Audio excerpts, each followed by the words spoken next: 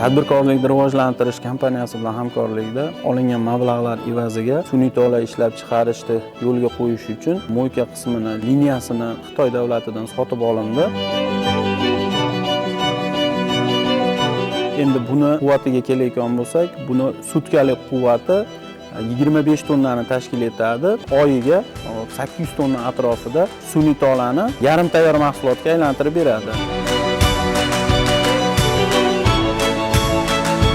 Kelgusidagi rejalarimiz tadbirkorlikni rivojlantirish kompaniyasi bilan hamkorlikda xuddi shu liniyani yanada yiriklashtirgan, ya'ni qo'shimcha liniyalarni joriy qilgan holda ishlab chiqarish quvvatini oshirish va ishchi o'rinlarini yaratishni maqsad qilib qo'yganmiz.